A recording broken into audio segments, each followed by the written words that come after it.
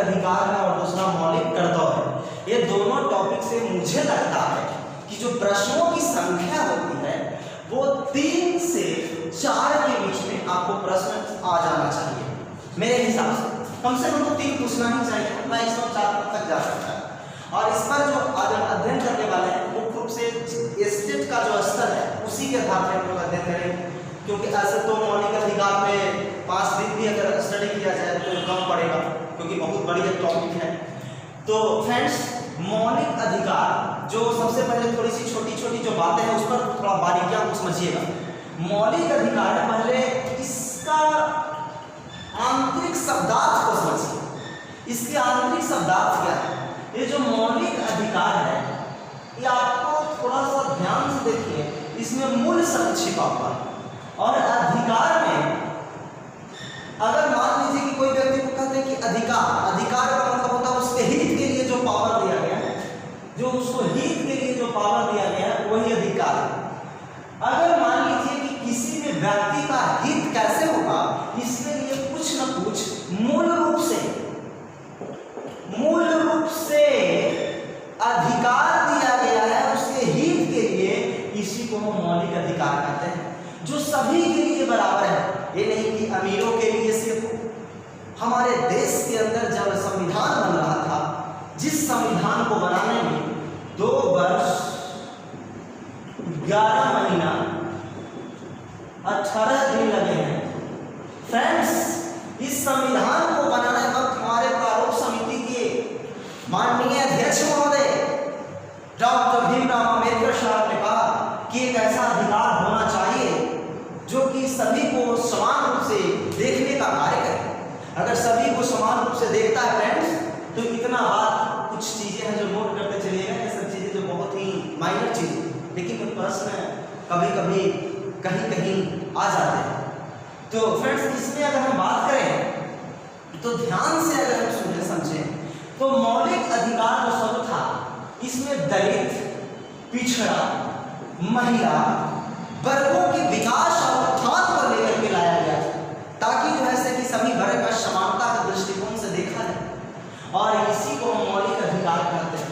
संविधान में कुल मिलाकर करके 22 भाग का जब निर्माण किया गया, परंतु 22 भाग में से फ्रेंड्स तीसरे जो भाग है उसमें मौलिक अधिकार का चर्चा है। कभी कभी ये भी प्रश्न पूछ लिए जाते हैं फ्रेंड्स कि संविधान का है बहुत छोटे चीज, परंतु इसका अध्ययन और बारीकियां, इसी को कहते हैं बारीकियां, जो कि कंसेप्ट के असर पे गलत भी हो सकता है।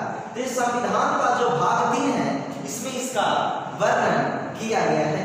मित्रों, संविधान का भाग 3 में इसका वर्णन किया गया है, जो कि 22 में से जो 3 भाग है उसमें इसका वर्णन किया गया है। मित्रों, अगर हम अगले विषय में बात करें तो इसको जो लिया गया है वो देश का नाम है अमेरिका। अमेरिका देश से लिया गया है, जो कि मुख्य रूप से अमेरिका का ही कह लीजिए तो संविधान का एक भाग था, अंग था, उसे हमने प्राप्त किया है। दूसरी बातें हम अगर कहें तो मौलिक अधिकार की जो संख्या थी उस समय, वर्तमान जो संविधान जिस समय विकास हुआ था, अगर 1950 की मैं बात कर रहा हूँ मित्र, तो उस समय जो विकास हुआ था उसी समय अगर हम बात करें ध्यानपूर्वक तो इसका जो विकास हुआ था वो मुख्य रूप से अगर हम बात करें तो विकास करने में फिर से अगर हम बात करें इसे मित्र, तो अमेरिका से यह संविधान अमेरिका से इसको मौलिक अधिकार को लिया गया था। और जब अमेरिका से मौलिक अधिकार को लिया गया था तो मौलिक अधिकार की संख्या उस समय 7 थी, जो मूल संविधान में, कभी कभी पूछता है इस तरीके से प्रश्न, जो मूल संविधान में इसकी संख्या कितनी थी? 7 थी। परंतु वर्तमान समय में इसकी संख्या 6 हो गई है। अब कौन निकाला गया, कैसे निकाला गया, इस पर मैं बात करता हूं। वर्तमान समय में इसकी संख्या जो है 6 हो गई है। प्यारे मित्रों, मैं आपसे एक बात और कहना चाहता हूं कि जो निकाला गया, इस पर मैं बात करने से पहले थोड़ी सी और बातें कर लेना चाहता हूं। संविधान को पूर्ण रूप से हस्ताक्षरित या निर्माण जो किया गया वो 26 नवंबर 1949 ईस्वी को किया गया था। प्यारे मित्रों, अगर 26 नवंबर 1949 को हो गया था, जबकि लागू जो हुआ है वो 26 जनवरी 1950 को हुआ था। इस बात से तो अवगत है फ्रेंड्स आप। और इसी में एक प्रश्न और उठता है कि कभी कभी एक प्रश्न पूछ लेता है कि संविधान दिवस कब मनाए जाते हैं। देखिए, क्योंकि संविधान बन करके तैयार 26 नवंबर 1949 नहीं हो गया है, इसीलिए प्रश्न पूछा जाता है। लेकिन लागू कब हुआ है? तो 26 जनवरी 1950 को लागू हुआ। फिर अगर हम बात करें फ्रेंड्स इसी में, तो 26 जनवरी को अगर वो समाप्त हुआ यानी लागू हुआ है, और इसी को हम गणतंत्रात्मक दिवस के रूप में मानते हैं। गणतंत्रात्मक दिवस के रूप में इसको हम मनाते हैं फ्रेंड्स। और इसके तत्पश्चात अगर हम बात करें तो एक और होता है 25 जनवरी, इसको हम मतदाता दिवस के रूप में जानते हैं। इसको जो हम जानते हैं फ्रेंड्स, वो मतदाता दिवस के रूप में जानते हैं। संविधान में ही मतदान करने का भी अधिकार दिया गया है, जिसका वर्णन संविधान के अनुच्छेद 326 है। 3 दूनी का 6, 326 नंबर अनुच्छेद में उसका वर्णन किया गया है। और एक मतदाता जो दिवस है वो 25 जनवरी को मनाया जाता है। प्यारे दोस्तों, अगर हम इसमें बात करें तो 26 नवंबर 1949 को भले ही वो लागू हुआ यानी निर्माण हुआ, परंतु लागू 26 जनवरी 1950 को हुआ। ये सब बहुत ही बेसिक चीज है, आपको खुद याद नहीं होगा फ्रेंड्स। आगे बात करते हैं। तो फिर अगर बात करें फ्रेंड्स आगे की ओर, तो इसमें दो बातें आती हैं जो वर्तमान समय में 6 जो संविधान में मौलिक अधिकार है वो कौन कौन है, उस पर थोड़ा सा हम डिबेट करेंगे। क्योंकि इस पर बातें यह होती है कि कभी कभी प्रश्न इस तरीके से पूछ लिए जाते हैं, तो इसमें अगर थोड़ा सा अपना स्किप कर ले या फिर स्क्रीनशॉट ले ले या लिख लीजिएगा, क्योंकि ये सब बहुत ही महत्वपूर्ण चीजें हैं। फिर अगर हम बात करें इसमें फ्रेंड्स, तो 6 मौलिक अधिकार में कौन से हैं, और तो पहला जो मौलिक अधिकार है उसको हम कहते हैं समता का अधिकार।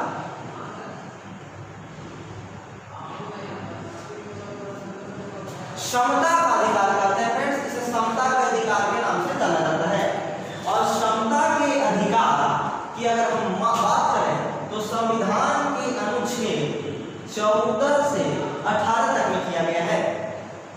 साथ ही अगर हम वर्णन करें या स्पष्ट करें, थोड़ा सा एक बात आप समझ लीजिए, मौलिक अधिकार का जो वर्णन है संविधान के अनुच्छेद 12 से लेकर के 35 तक के बीच में है। कभी कोई प्रश्न पूछता है कि मौलिक अधिकार की शुरुआत किस आर्टिकल से होती है, तो 12 से और समाप्त 35 से होती है। तो इस समता का अधिकार है जिसका वर्णन संविधान के अनुच्छेद 14 से 18 तक किया गया है। दूसरा फ्रेंड्स, स्वतंत्रता का अधिकार है।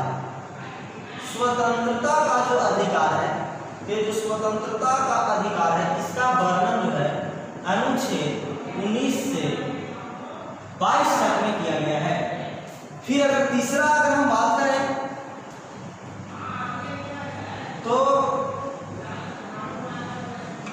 शोषण के विरुद्ध अधिकार, बच्चों का शोषण हो रहा है, मजदूरों का शोषण हो रहा है, अनुच्छेद महिलाओं का शोषण हो रहा है 23-24 में फ्रेंड्स। फिर अगर हम बात करें अनुच्छेद यानी कहने का मतलब है चौथे पार्ट्स का अगर हम बात कर लें तो धार्मिक स्वतंत्रता का अधिकार है फ्रेंड्स। धार्मिक स्वतंत्रता का अधिकार, और धार्मिक स्वतंत्रता का अधिकार है, इसका वर्णन जो है संविधान के अनुच्छेद 25 से 28 तक में किया गया है मित्रों। और आगे अगर हम बात करें तो जिसे हम कहते हैं शिक्षण, संस्कृति एवं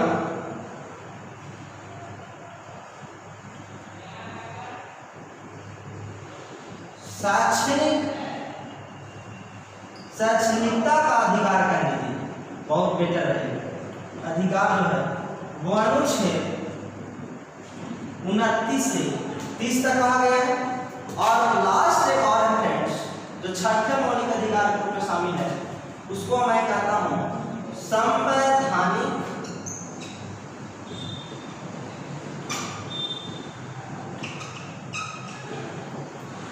उपचार का अधिकार। संवैधानिक उपचार का अधिकार, और इसका वर्णन अनुच्छेद 32 में किया गया है। आप कहेगा 31 निकाल के दाम फेंक दिया तो कोई बात नहीं फ्रेंड्स, जो 31 निकाला गया, अनुच्छेद जो 31 निकाला गया, इसका जो वर्णन है वो 300 के कम में कर दिया गया है। ये था क्या जो ये निकाल दिया गया है, तो यही था 7वां मौलिक अधिकार, या फिर कह सकते हैं 6ठा मौलिक अधिकार। 7वां तो वो संवैधानिक उपचार था पहले, परंतु अब वर्तमान को 6ठे स्थान पर आ गया। बात को समझिए। और ये 6ठे अधिकार जो है था पहले, वो था संपत्ति का अधिकार, कि आप संपत्ति रख सकते हैं, कोई दिक्कत नहीं है, संपत्ति का अधिकार था आपको। परंतु इसको छीन लिया गया था 44वां संविधान संशोधन 42वां संविधान संशोधन 1976 के द्वारा, 44वां नहीं 42वां संविधान संशोधन 1976 के द्वारा, क्योंकि इंदिरा गांधी ने इस अधिकार को छीन लिया और सड़क बनवाना, मान लीजिए कि फैक्ट्री लगाना है, सड़क बनवानी है, तो ये सब चीजें में बहुत समस्या आती थी। इसीलिए इंदिरा गांधी ने एक संवैधानिक संशोधन लाया जिसका नाम था 42वां संविधान संशोधन, जो 1976 ईस्वी में आया। और यह जो है आने के तत्पश्चात जो है संपत्ति के अधिकार को मौलिक अधिकार की श्रेणी से हटा करके किस अधिकार में जोड़ दिया गया, तो विधिक अधिकार में जोड़ दिया गया। ये विधिक का अधिकार है, यानी यह कानूनी अधिकार है।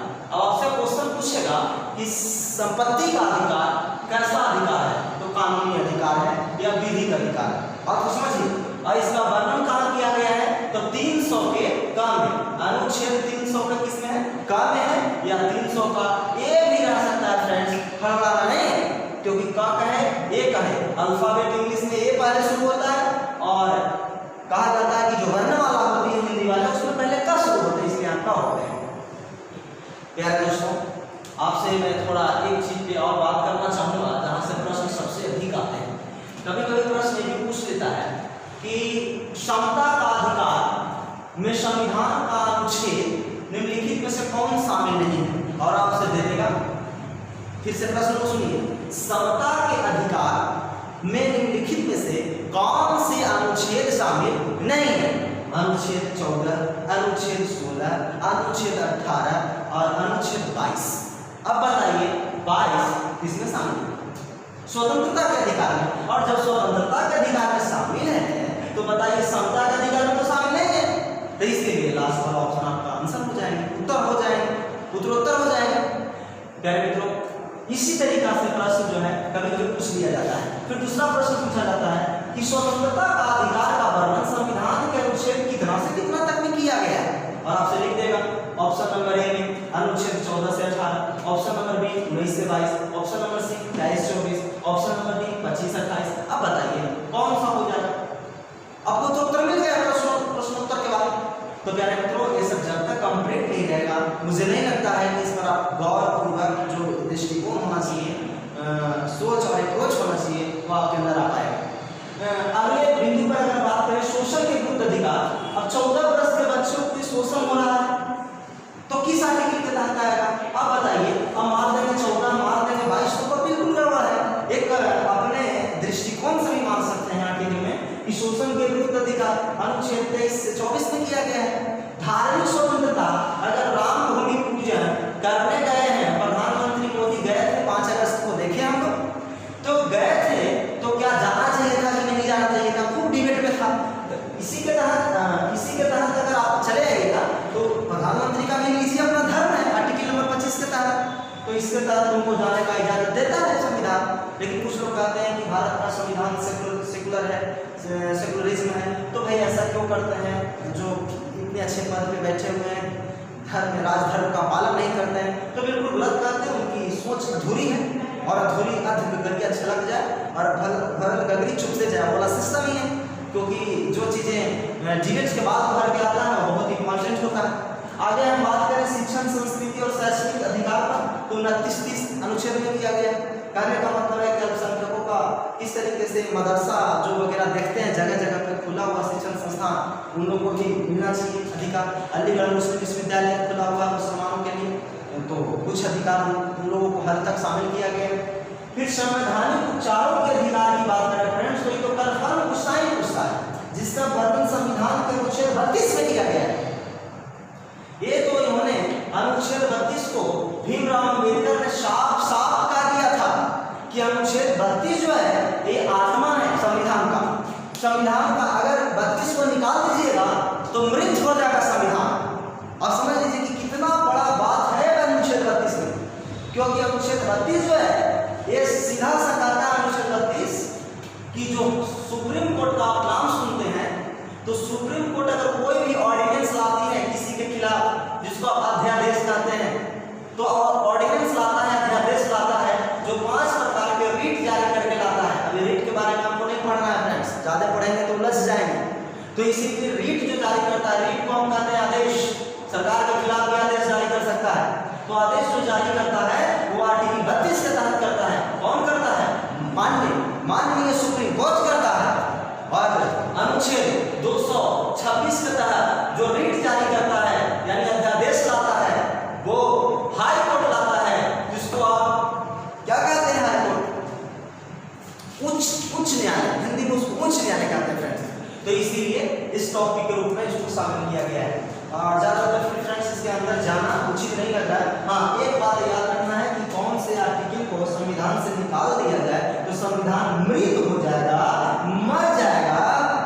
डॉक्टर अम्बेडकर ने किस आर्टिकल को इशारा करते हुए कहा? तो 32 को। कौन कहा कि अनुच्छेद 32 निकाल देंगे तो संविधान मृत हो जाएगा? डॉक्टर अम्बेडकर। तो इस तरीके से प्रश्न पूछ लिए जाते हैं फ्रेंड्स। बाकी चीजें आप चाहें तो नोट कर सकते हैं, नहीं तो आगे बढ़े हैं।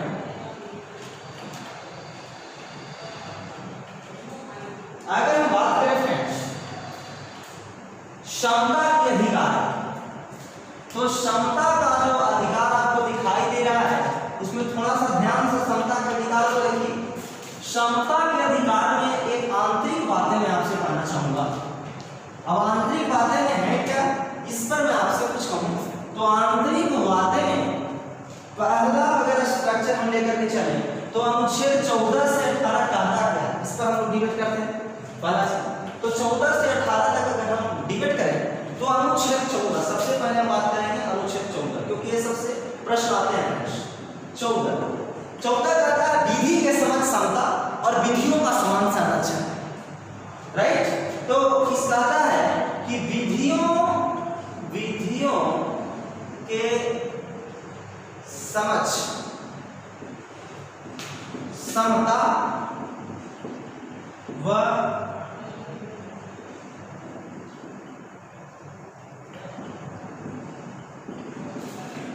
विधियों का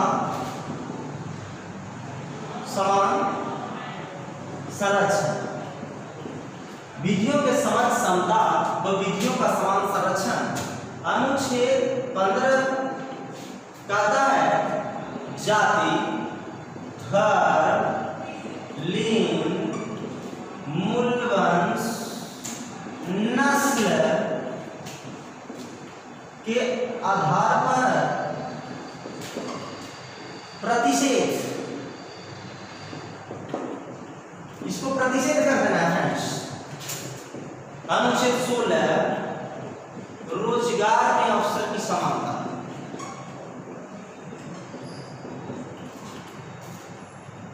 रोजगार में अवसर की समता। और अनुच्छेद 18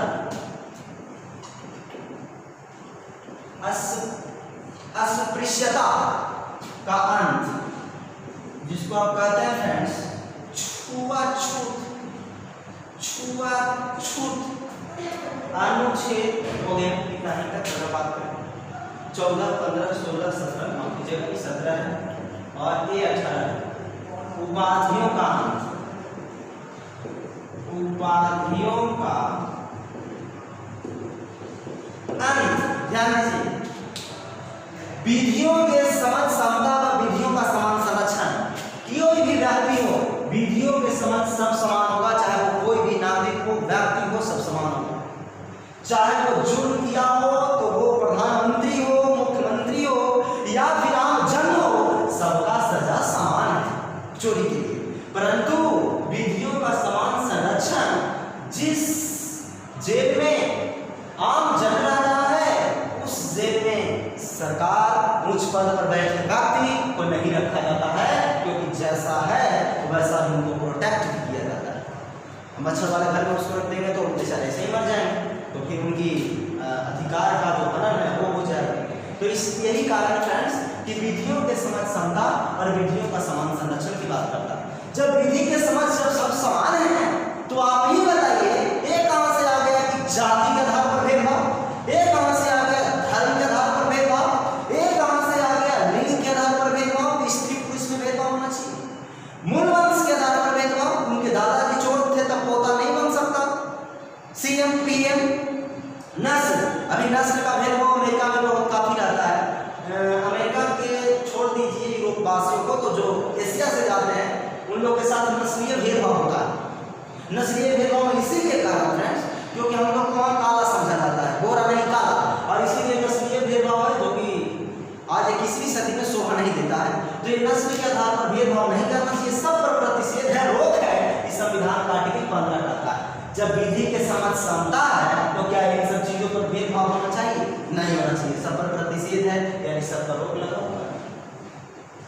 कोई दिक्कत है तो कहें। आगे बढ़िए, रोजगार में अवसर की समानता कहने का मतलब है कमेंट बॉक्स में कहें। अब रोजगार में अवसर की समता की अगर हम बात करें तो रोजगार में अवसर की समता करने का अर्थ है कि अगर सब लोग जब समान हैं, प्रतिषेध यानी रोक है इन सब चीजों पर भेदभाव से, तो रोजगार तो सबको समान रूप से मिलेगा। और जब सब लोगों को रोजगार समान है, एक ही जगह बैठेंगे, एक ही जगह रहना होगा, तो बताइए क्या खाना पीना रहना सहना जब साथ होगा तो बताइए अस्पृश्यता रहेगा, छुआछूत क्या रहेगा? तो इसलिए छुआछूत का अंत हो जाएगा आर्टिकल नंबर 17 और उपाधियों का अंत आर्टिकल नंबर 18। उपाधि कहने का मतलब है उपनाम एक टाइप का होता है फ्रेंड्स।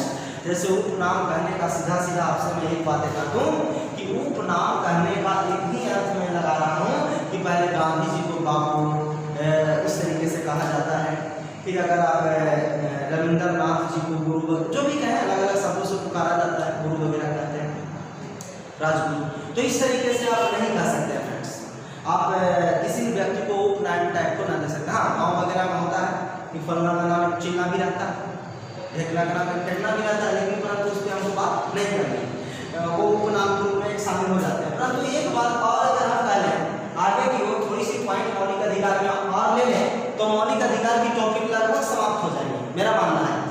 जैसे दो और इसमें अगर शामिल करें तो आर्टिकल नंबर 21 को शामिल कर लेते हैं।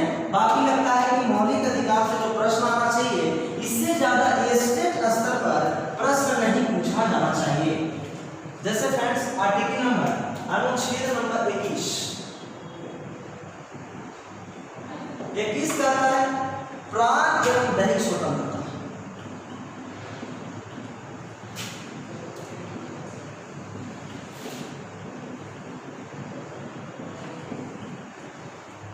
प्राण एवं दैहिक स्वतंत्रता आर्टिकल नंबर 21। जैसे आपसे हम कहें कि प्राण एवं दैहिक, प्राण का मतलब होता है कि जो अपना जो प्राण है आपको उसकी रक्षा होना चाहिए, दैहिक का मतलब शारीरिक सुरक्षा होना चाहिए। अगर मान लीजिए कि जब तक प्राण का रक्षा नहीं हो रहा है, आप पर नुकसान हो रहे हैं, आपको समस्याग्रस्त किया जा रहा है, तो उस परिस्थिति में आपको क्या है आर्टिकल नंबर 21 बचाव करेगा।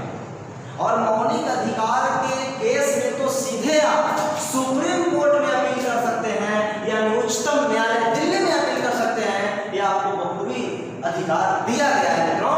और प्राण एवं दैहिक स्वतंत्रता जो है आर्टिकल नंबर 21 में आता है। सुंदर जीवन जिए, लाइफ ब्यूटीफुल होना चाहिए, डिग्निटी ऑफ लाइफ होना चाहिए, लाइफ में आपकी कोई कसर नहीं है, आपको जैसे जीना है जिए, परंतु हाँ कानूनी रूप से। अभी नहीं कि किसी को माथा फोड़ करके और खुश है तो फिर गड़बड़ है, ऐसा आप नहीं कर सकते। कानूनी रूप से आप किसी प्रकार की समस्या नहीं दे सकते। कहा जाता है लोकतंत्र में कि लाठी आपको उतना ही चलना चाहिए जिसके कारण दूसरे का सर ना फूटे। अभी नहीं कि लाठी इतना चलाएं कि सिर्फ पड़ोसी के सर ही फूटे, तो फिर गड़बड़ है।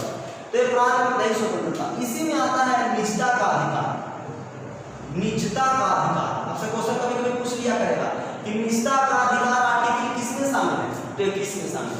अब निजता में आ गया विवाह करने का अधिकार, आपको इसी में दिया गया है। विवाह कर सकते हैं, कोई दिक्कत नहीं, कीजिए बढ़िया से। तो इसीलिए विवाह करने का अधिकार कर लिया था, तो विवाह करने का अधिकार।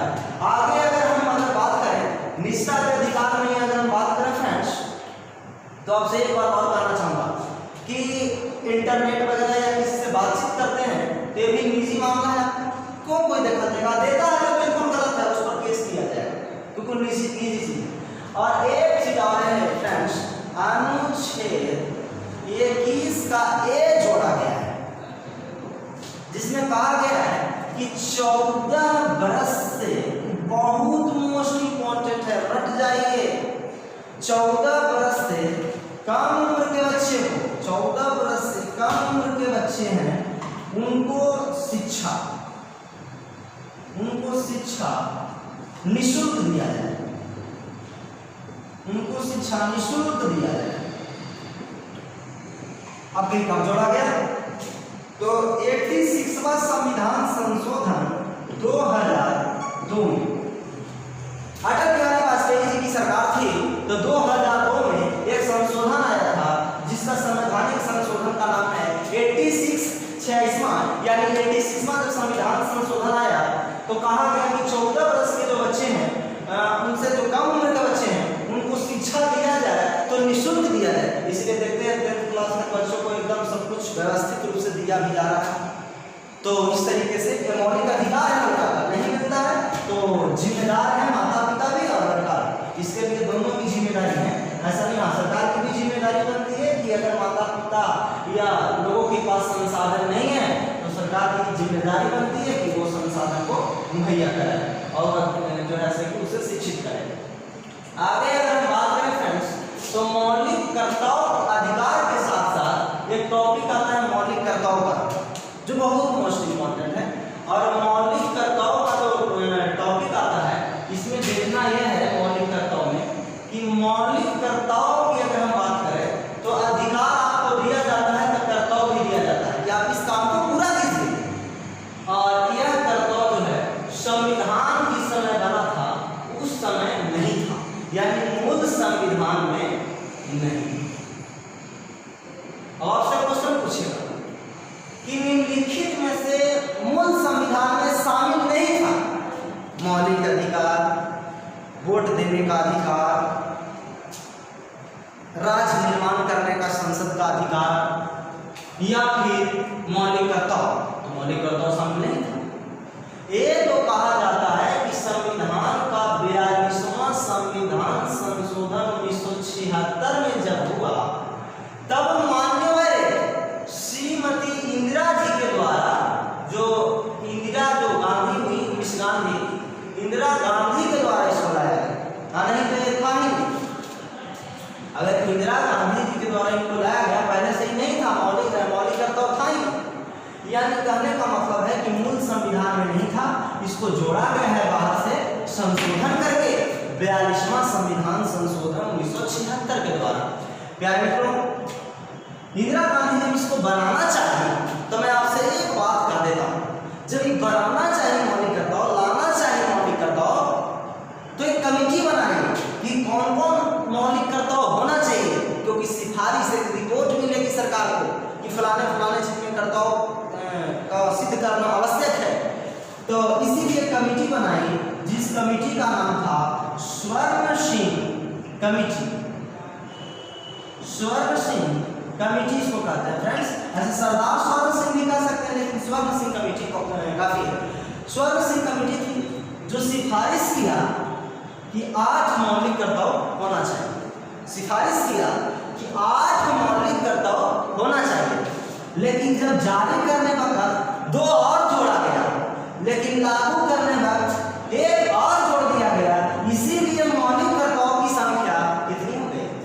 इसीलिए कहा जाता है कि मूल संविधान में तो नहीं था मौलिक कर्तव्य, लेकिन वर्तमान संविधान की अगर हम बात करें उसमें मौलिक कर्तव्यों की संख्या कितनी है, ये क्वेश्चन आपसे पूछ सकता है, ये क्वेश्चन आपसे पूछा जाएगा।